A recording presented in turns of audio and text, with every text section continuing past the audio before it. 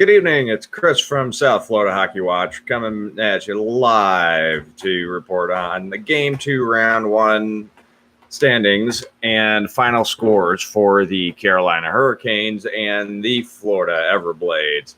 Starting off with the Carolina Hurricanes, they made a much better attempt on this round than they did in Game 1, where it was essentially a turkey shoot with them and the Washington Capitals.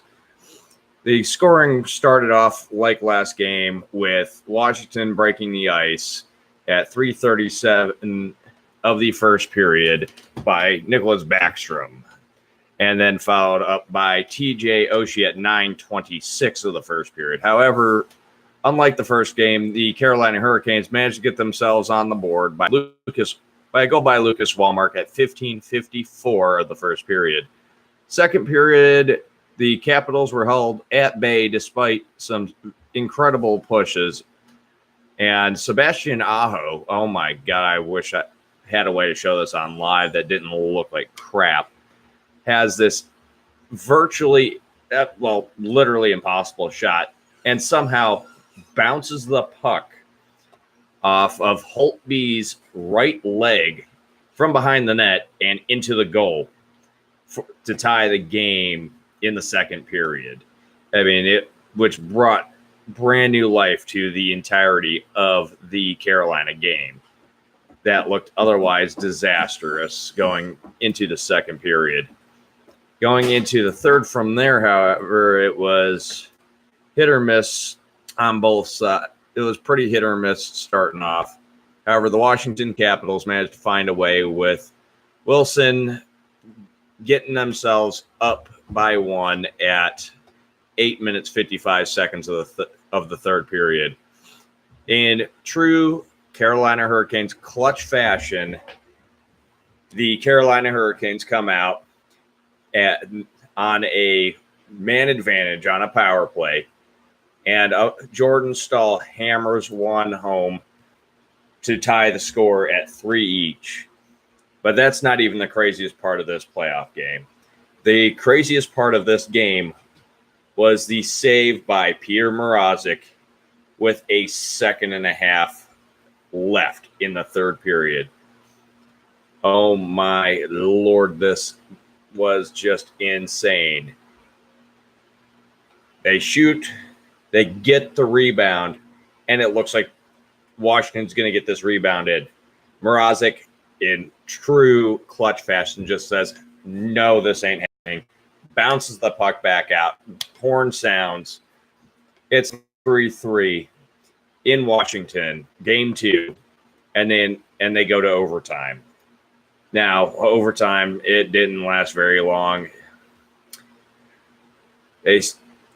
Orpik turned around, slammed one home at 1:48 in the 5v5 playoff overtime and sealed the deal, putting the Washington Capitals up 2-0 against the Carolina Hurricanes. However, the series comes to Raleigh starting this coming week. Let me get the date here. I want to say the next game is on Monday. The next game 3 of the Carolina Hurricanes Washington Capitals series is in Raleigh at PNC Arena at 7 p.m. Eastern Standard Time on Monday, April 15th. So get your taxes done early, get the heck home, and turn on NBC, who will be covering it, as well as Fox Sports Carolinas. And hopefully, being back in PNC Arena, the Carolina Hurricanes can, in their typical fashion, find a way. Don't mind me, that little bit of a dry throat. Now, that's not much to report on there. I mean, we all probably saw them, especially us Caniacs. It was, is what it is. It's their first time back in the playoffs since 2009. Most of this team is turning around and logging their first playoff goals in their careers, especially with how young some of these players are. It was Lucas Wallmark's first, Sebastian Aho's first. Jordan Stahl, I believe, has played a couple. I can't remember. It's been a while since I've looked at his history. Let me load it up here.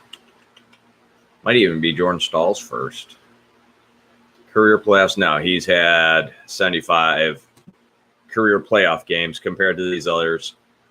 This would be his first goal in the current playoff series. However, for the newer players on the Carolina Hurricanes, these are their first points in a playoff setting. And this one this was Lucas Wallmark's first as well. I had to look it up because I could not remember if he had gone to playoffs before. No, he's only played for the Hurricanes. Okay. I'm still a little unfamiliar with some of the players on the Hurricanes. Since they're a recent pull of mine, I was born in Taylor, Michigan, just out a suburb of Detroit. So I'm from an original Six city. Naturally, Detroit Red Wings. I know a lot more about them than I do the Carolina Hurricanes, who I recently picked up on through none other than their ECHL affiliate, the Florida Everblades. Now, speaking of the Florida Everblades, we won that game tonight. It was a lot cleaner of a game for the Blades than it was on Thursday night, which they came out and they were pretty rusty coming out there. Blades open it up 1-0 early in the first period. With an absolutely awesome goal. Let me find it here.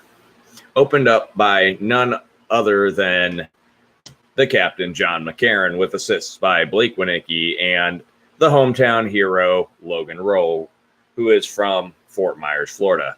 An interesting fact about tonight's game, his grandfather was actually the featured veteran of tonight's game. And any of y'all who have ever come to an Everblades game know that they do the military suites where they have that veteran or veterans in those suites are the featured veteran game. Tonight just happened to be Logan Rowe's grandfather. And that first Blades goal was at 4:37 in the first period. Roughly a minute and a half later, another Blades goal, this time by Kyle Platzer. Again, an assist by Blake Winicki, and this time with Justin Auger, putting us up 2-0. And it's only 6 minutes, 4 seconds into the first period. Now, towards the end of the period, got real chippy, got real bad. The Jacksonville Icemen, their player Hunt, because I don't know exactly the age levels of some of the people that are going to be watching these videos, I'm not going to say it, but let's just say it rhymes with Hunt and starts with a C.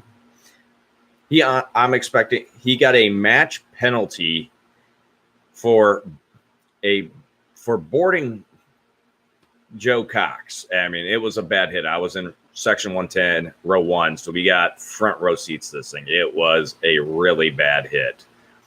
Joe Cox was brought off the ice. He had a towel covering his face. He did not return to this game. He was actually sent to a hospital. I'm assuming Lee Memorial or something in that area. For what I had heard, he was getting stitches. Brad Ralph, during his post-game media interview with Wink News, happened to speak on the subject and didn't have any further information whether he will be returning for their next game up in Jacksonville or if he's going to be day-to-day for a little while. We don't know the extent. All I know from talking to some of my contacts within the Florida Everblades sales group and things like that is that he did get taken to the hospital. He did have to get stitches. That's all I know right now. But Hunt received a 10-minute game misconduct, and which ended up being the match penalty right there. 2 minutes for the boarding penalty, and 5 minutes for fighting because Tommy Thompson, right after the hit on Joe Cox, just turned around and laid into him. I mean, he got what he deserved. I'm expecting the ECHL's version of the NHL Players Safety Association to at least give him 1, if not 2 game suspension for his actions tonight at Hertz Arena, and probably throw the maximum at them in terms of the financial penalty, which I don't know what is in their case. I don't have their book in front of me. Let's put it that way. And then Icemen during the second period, they're the ones that break the ice in the second period. I mean, we're up 2-1. Icemen managed to get a tally in there, cut our lead in half. And that's pretty much all that happened during the second period. Whole lot of nothing outside of that one goal. And coming back into the third period, it was a said and done game. They come in, we have a 3-on-1 form at about 12 minutes into the match here. 3-on-1, Rowe, John McCarron, and Ben Masella come flying up the ice. Logan Rowe hammers it home. Blades are now up 3-1 at 12:59 of the third period. It's an absolutely beautiful goal. If you go onto the Florida Everblades Twitter account, they have the replay of this goal. Their Twitter, FL_Everblades. And you'll be able to see this goal in there. Or if you go to my Twitter, at DESTRAA19K, I've also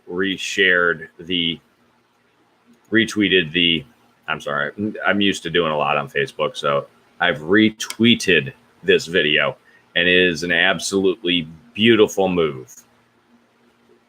And then about 2 minutes out from the end of the game, Jacksonville decides to pull their goaltender.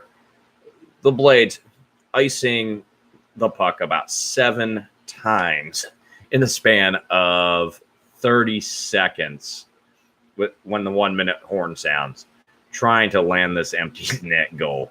I mean, they get it. They're in a 6-on-5. So naturally it's kind of hard. So they get it. They lob it down. It goes wide. Icing's called. They bring it back to the face-off circle in the Blades defensive zone. They battle a little. Blades get it. They shoot it. It misses goal. Icing again. And like I said, this is repeated about 6 times. At 1938, Auger passes it to Blake Winicky, and Blake Winicky manages to shoot it from downtown into the empty Jacksonville net, sealing the deal. Now tonight, the Blades had 35 shots on goal, scored on 4 of those. And the Jacksonville Icemen scored once on a total of 19 shots in the entire game. They went 0 for 2 in the power play, whereas the Blades, their power play was nowhere near as good as it was during the regular season. But then again, Jacksonville was the number 2 penalty kill team in the ECHL, if I remember correctly.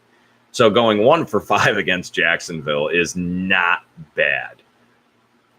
But Jeremy Helvig going 18 out of 19 for saves, and the Jacksonville goaltender, who I don't even remember his name, going 31 of 35. So, I mean, the guy was doing incredibly well. I'm not going to lie. However, that's a said and done match. We're also done here in Southwest Florida unless the series goes to a game 6. The way the playoff schedule falls, we had games 1 and 2 here at Hertz Arena. Games 3, 4, and 5 are up in Jacksonville. So for this series to come back to Southwest Florida, they got to go to a game 6. And with the way that the Florida Everblades are rolling up the Jacksonville Icemen right now, I do not see it happening. But just a couple of quick stats on that. John McCarron, the captain, posted 1 goal, 1 assist for 2 playoff points tonight. Blake Winnickley, 1 goal, 2 assists for 3 points, and Auger had 2 assists on the night. So, I mean, that's 7 points by individual players just in this night tonight.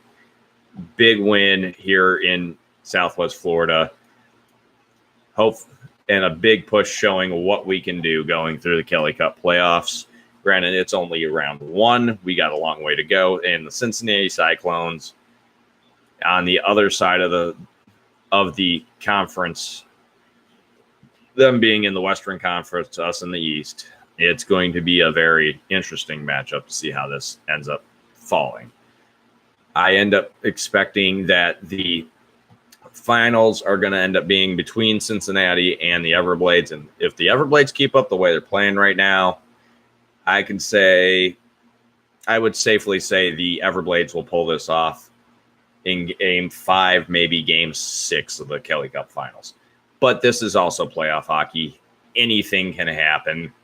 As far as I know, I haven't seen it, but as far as I'm expecting, I don't see it turning around. But take Tampa Bay, for example. They are 0-2 against Columbus, who nobody in their right mind expected to be dominating their series against what is the league best. The Everblades, honestly, in my book, despite how the standings fell, are the league best team in the ECHL. The Cincinnati Cyclones everything I saw, didn't have nearly the call-ups that the Everblades have had this season. And the Everblades still clinched the South Division title, even with at least a dozen AHL call-ups this season alone. We still have players that are playing with Checkers hockey right now going into the Calder Cup playoffs. One of those being Derek Shepard. Jake, I want to say his first name's Jake, but Nastasiak's another one that's still in Charlotte right now. In fact, here's their line up. That way I can actually get the proper name. Zach Nastasiak's still up there. Steven Lawrence is still up there, and Derek Shepard. That's 3 of our biggest names on the Florida Everblades team, and they have been called up by the AHL so many times this season. After Zach Nastasiak got called up early in the season, he honestly hasn't even come back down. I don't see it happening. Steven Lawrence came back down, I think, for 2 games and then got called back up. I don't see him coming back for the rest of the season. I don't see either likely coming back for the 2019-2020 season either. I'm pretty sure they're going to remain at Charlotte in the AHL. Congratulations to them. And same thing with Derek Shepard. I'm pretty sure 2019-2020, he will be a permanent Charlotte Checker. However, that can change, as we all know. As it stands, Spencer Smallman, who was part of our 20th anniversary team for the 2017-2018 season and that deep run we had all the way up to the finals where we lost to the Colorado Eagles, has been on the Charlotte Checkers lineup. Fortunately, like last year, he's been out most of the season on injury. So if there's any Charlotte Checkers fans here listening to my video tonight, good luck in the Calder Cup playoffs. Congratulations on the big series you guys had there, topping off the very top of the American Hockey League. And we shall see everybody next time. This is Chris from South Florida Hockey Watch. Sorry for the rambling. Have a good night. Root on for your favorite teams. And remember, Monday at 7, Carolina Hurricanes. We'll see you then.